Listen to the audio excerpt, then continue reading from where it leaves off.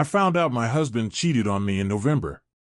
I have known this man since I was 5, been best friends for forever, and now married for 5 years. He decided he wanted a divorce. 2 months ago he basically came crawling back and asked for our marriage back. I said okay. Little does he know I'm saving $500 on his dime every month to leave him eventually. Little does he know I'm losing weight and getting my body in the best shape of its life for my future person who will never take me for granted. Little does he know I made a fake profile on Snapchat and added his father to it. His father is now cheating on his mother with the fake profile, aka me, which I will be sending all the screenshots to his mother after I leave. Normally I wouldn't bring anyone else into this, but his mother decided I was in the wrong for her son cheating on me. Won't it be ironic? Little does he know I talked to my rental manager and sign a contract to leave that apartment which is in my name in December. Same week he will be gone on a trip. Won't it be funny when he comes back to new locks, his wife missing, his stuff in the dumpster, and nowhere to live? Oh, and did I mention his dream car is in my name? BC, I had better credit, but don't worry, I've already started the process of selling it and it will be towed to California that same week he's on vacation. I will never ever let anybody play me for a fool again, and I certainly won't let someone cheat on me and leave me only to try to pick me as a second option later. Who said revenge isn't sweet? If you haven't read my previous post, please do so. Here's a semi-update, but also a question. So a few of you were angry with me. BC, I involved his parents in this. His parents knew about his affair and even covered for him when I would ask where he was and actively lying to my face when asked later if he was with them. Some of you wanted to know how I found out. One day when he said he had to go to his parents' house, an hour away, I got this gut feeling to follow him there, sort of. An hour after he left, I called my best friend and asked her if she would borrow her mom's car and drive me to his parents' house so I can see if he is really there or if he even shows up there. He would have recognized her car instantly, so she borrowed her mom's and we drove up there. Parked down the street, and first thing I noticed was his car wasn't there, even though he texted me saying he got to his parents' house safe. Maybe he went to get something? Is what I was trying to convincing myself. Me and her waited for 4 hours and he didn't show up. I called his parents who weren't even home BTW and asked where he was and if I could talk to him. They lied, said he was with them and he was taking a nap at their house. Cat face with tears of joy. Obviously, after this, me and her drove home. That night when he got back and fell asleep for the night, I looked through his phone and found messages between him and someone him and I grew up with.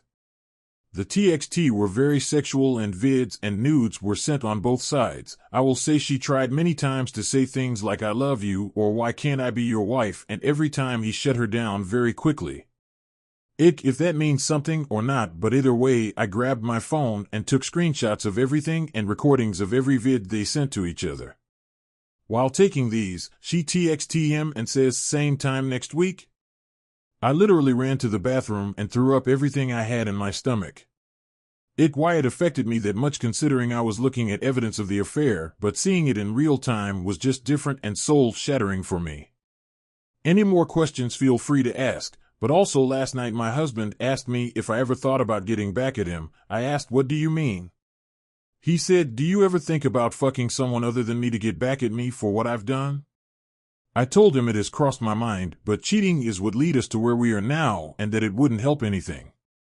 He legit tried to encourage me to do it, saying maybe that's what I need in order to forgive him and move past this. Like giving me a freebie? So why all of a sudden is he saying this? It seems suspicious to me. Any advice or suggestions? Prompt 1. Start with a married man who discovers his wife has been cheating on him for months.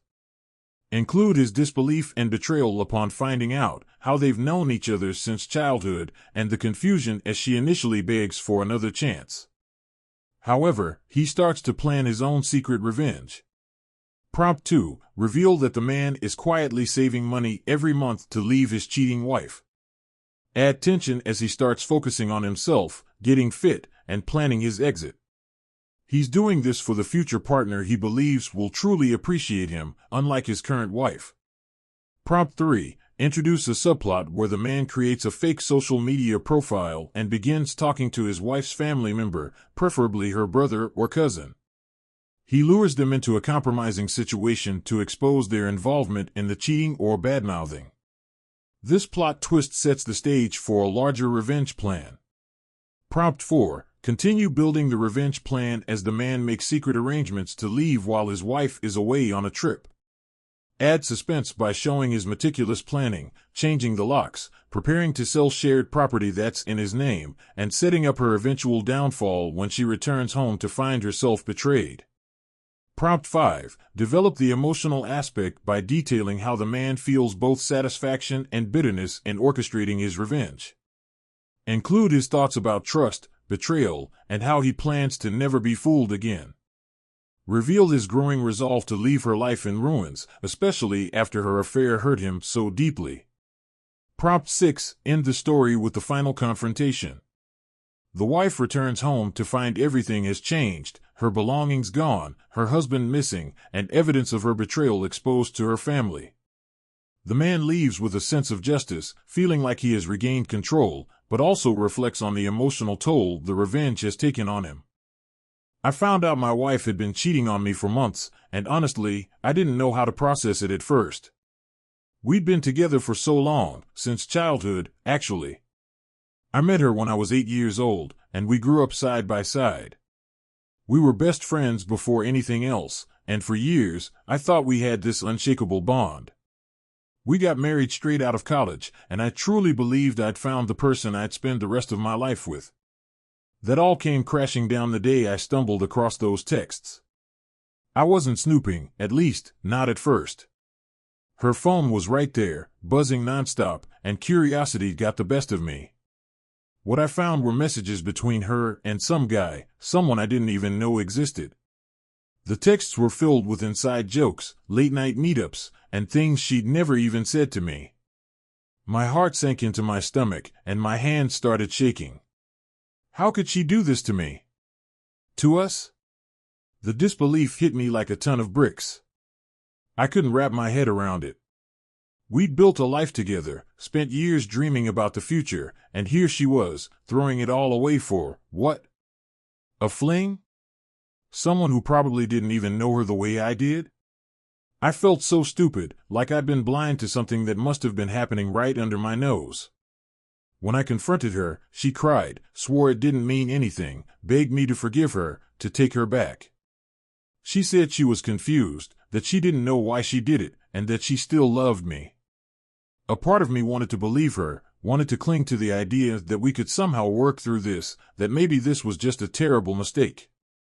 But another part of me, the part that was angrier than I'd ever been in my life, knew better. There was no going back from this. I told her I needed time to think, but the truth was, I'd already started planning my revenge. If she thought I was going to let her off the hook that easily, she was dead wrong. I wasn't going to blow up in anger and leave like she probably expected. No, I was going to be patient. I was going to bide my time, play the part of the forgiving husband while quietly preparing my escape. And when the moment was right, I'd leave her with nothing but regret. After the shock of my wife's betrayal started to wear off, I realized that I needed to do more than just stew in anger. I couldn't live like that, feeling betrayed every day, waiting for the next lie to unravel. That's when I made the decision. I was going to leave her, but not yet. I wanted to make sure I had everything in place first, so she wouldn't see it coming. I was going to walk away on my terms. The first step? Money. I started setting aside a little each month without her noticing. It wasn't much at first, $100 here, $200 there, but it added up quickly. I even moved things around in our joint accounts so she wouldn't catch on. Every payday, I'd make sure a chunk of it went straight into a separate account she didn't know existed.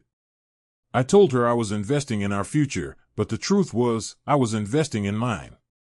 Little did she know, I was quietly building a nest egg to fund my exit, and one day, when she least expected it, I'd be gone. But it wasn't just about the money. I decided that if I was going to leave her, I wanted to be at my best, physically, mentally, and emotionally. I started hitting the gym again, really putting in the work. The anger and frustration I felt fueled me, pushing me harder with every workout. Every pound I lost, every muscle I gained, wasn't just about looking better. It was about taking back control. I wasn't doing this for her anymore, I was doing this for me, and for whoever might come into my life next. I imagined someone who wouldn't take me for granted, someone who wouldn't cheat or lie. That thought kept me going. I deserved better, and I knew that now. I wouldn't be anyone's second choice again, least of all hers. So, while she went on pretending everything was getting back to normal, I was silently preparing for my escape. Each dollar saved, each workout completed, it all brought me one step closer to the day I'd leave her behind. She thought she'd won, that I'd forgiven her. But I was already planning my exit, ready to rebuild my life without her in it. As my plan to leave my wife slowly took shape, I realized that leaving wasn't enough. She needed to feel the consequences of her actions, not just with me, but with the people she relied on, the ones who probably knew all about her affair and covered for her. That's when I got the idea to dig deeper, and I knew exactly where to start: her cousin, Ryan. Ryan and my wife had always been close, almost suspiciously so. I'd caught a few strange looks and overheard whispers between them over the years, but I never thought much of it. But now, with everything out in the open, it didn't seem so innocent anymore. I wondered how much Ryan knew about her affair. Did he cover for her? Did he encourage it? My gut told me he wasn't innocent in all of this, so I decided to test the waters. I created a fake social media profile, complete with a convincing backstory and photos.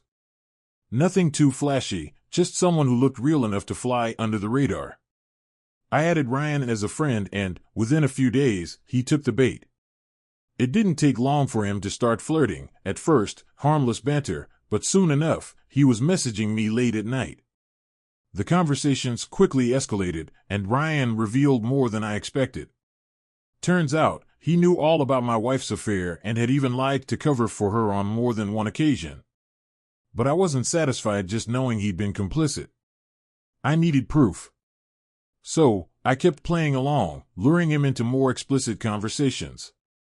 It didn't take much before he started sending messages that would ruin him if they ever came to light. He even admitted that he didn't think I deserved my wife and said I wasn't man enough for her. The audacity of it made my blood boil, but I held it together.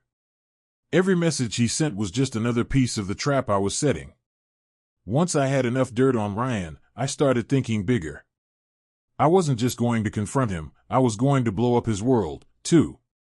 My wife trusted him, and she'd never see it coming if I used him to turn the tables.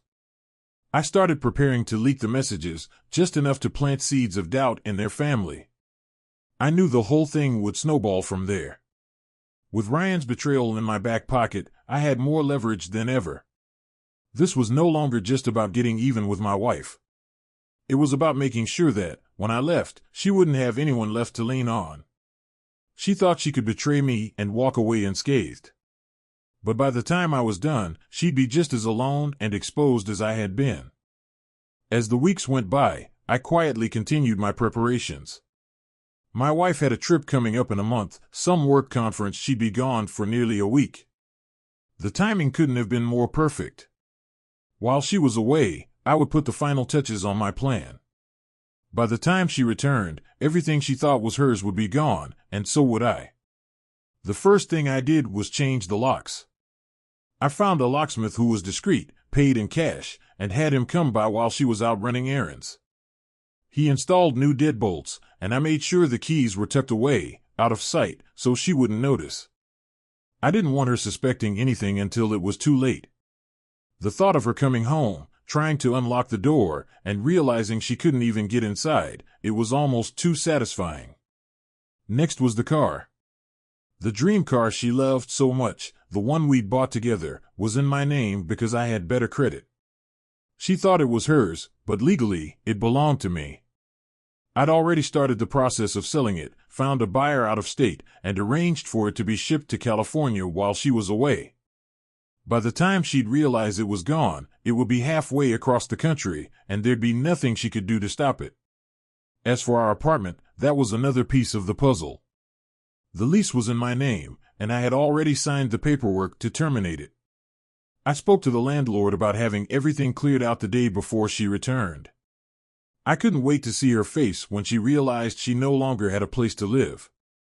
The thought of her standing there, with her bags in hand, staring at an empty apartment and a locked door, it was exactly what she deserved.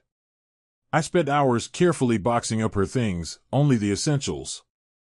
The rest, all the stuff she'd accumulated over the years, I had no use for. I arranged for movers to take the boxes and her furniture to a storage unit in the middle of nowhere. I wasn't completely heartless, so I wasn't going to throw her stuff away, but good luck to her finding out where it was. I made sure the contract was under a fake name, and the storage unit was several hours out of town. In the days leading up to her trip, I could feel the tension rising in me. Every little detail had to be perfect, every plan flawless. She thought she'd gotten away with everything, that her affair was behind us, and I'd forgiven her. Little did she know, I was about to give her a lesson in betrayal she'd never forget. I watched her pack her bags, kiss me goodbye, and head out the door, oblivious to the fact that she was about to lose everything. While she was gone, I put the final pieces in place. The car was towed, the locks were changed, and the movers cleared out our apartment. The landlord came by to make sure everything was in order, and by the end of the week, it was done. The apartment was empty, the car was gone, and so was I. When she came back, she'd find herself standing in front of a locked door, staring at a life that had disappeared while she wasn't looking. The same way she made mine disappear when she chose to cheat. As everything started to fall into place, I felt a strange mix of emotions, satisfaction, definitely, but also this deep, bitter ache that I couldn't shake. On the one hand, I was proud of how meticulously I'd planned everything, how carefully I'd orchestrated her downfall.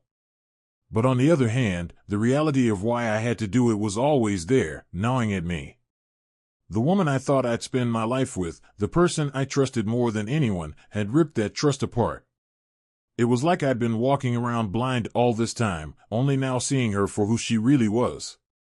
Every time I thought about her affair, I felt that familiar pit in my stomach.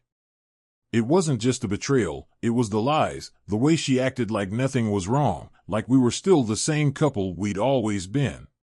She looked me in the eyes every day, kissed me goodnight, and pretended that nothing had changed. But everything had changed, and I couldn't just let it slide. I couldn't be the guy who gets walked all over, who forgives and forgets. That wasn't me anymore. In some ways, I felt empowered. For the first time in months, I had control. Every step of my plan was another reminder that I wasn't the one being played anymore. She was. And the more I thought about it, the more determined I became. She deserved to feel every ounce of the pain she'd put me through. She had taken away my sense of security, my belief that love meant something real, and left me with nothing but anger. Now, it was her turn to lose everything. I started to realize that trust is a fragile thing, much more fragile than I'd ever thought. I used to believe that if you loved someone, truly loved them, nothing could break that bond. But trust, once it's shattered, it's impossible to put back together. No amount of apologies or promises could change the fact that she had chosen someone else, that she had broken us. What hurt most was knowing that I'd never be the same again. I'd never be able to look at relationships the way I once did, never be able to blindly trust someone without that nagging doubt creeping in. And that's what fueled me, the knowledge that she'd taken something from me that I could never get back. So I made a vow to myself, I would never be that vulnerable again. Never let anyone else have the power to hurt me like she did. As I watched her life unravel, piece by piece, I felt a growing sense of closure. But it wasn't the kind of peaceful closure people talk about. It was bitter, like a wound that finally stopped bleeding, but left a scar that would never fade. I knew she'd feel the weight of what she'd done, just like I had. And when she returned to an empty apartment, to a life in ruins, maybe she'd finally understand the cost of betrayal. The day finally arrived. I knew she'd be coming home, completely unaware of the storm that was about to hit her. I imagined her rolling her suitcase up to the front door, fishing out her keys, only to find that they didn't work. I had changed the locks a week earlier, and just picturing the confusion on her face gave me a twisted sense of satisfaction. It was finally time for her to feel the chaos she created in my life. I wasn't there to see it happen, of course. I was long gone by then. I had packed up the last of my things and left town before she even boarded her flight home. But the thought of her standing outside, realizing she couldn't get in, then noticing her car missing from the driveway, was enough to make me feel like I'd won. And in a way, I had. She would eventually find her way to the storage unit I'd rented, where I'd put all her belongings. I left the key in an envelope, just one more small courtesy in an otherwise brutal exit. The car? It was already on its way to California, sold to someone who'd never even meet her. There would be no getting it back. But that wasn't the real blow. No, the real blow was what she would find next. I had sent all the evidence, the messages, the photos, every dirty little secret she and her cousin Ryan had hidden, to her parents.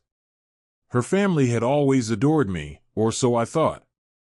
They believed we had this perfect marriage. Now, they'd know the truth about the daughter they raised. She'd been lying to all of us, and soon her mother, her father, everyone, would see her for who she really was. Her cousin's betrayal was just the cherry on top. I made sure that thread unraveled, too. As I drove away from what used to be our home, there was a strange sense of peace. I had done what I set out to do. I'd taken back control, piece by piece. She couldn't hurt me anymore, and that felt good. But there was something else, too. Something I hadn't expected. Revenge wasn't as sweet as I thought. Sure, I'd humiliated her, turned her world upside down, and ensured that she'd never forget what she did to me. But it came at a cost. The anger that had fueled me for so long was starting to fade, leaving behind a hollow feeling I couldn't quite shake. In regaining control, I realized just how much I'd lost, my sense of trust, my belief in love, and maybe a part of myself that I wouldn't be able to get back. I didn't feel guilty, not exactly. She had made her choices, and now she was living with the consequences. But I couldn't ignore the fact that this whole thing had changed me in ways I hadn't anticipated. As I drove toward my new life, away from the wreckage of my old one, I understood something. Revenge might have given me justice, but it hadn't brought me peace. And in the end, I realized that while I had escaped her, the scars of what she did would be with me for a long time.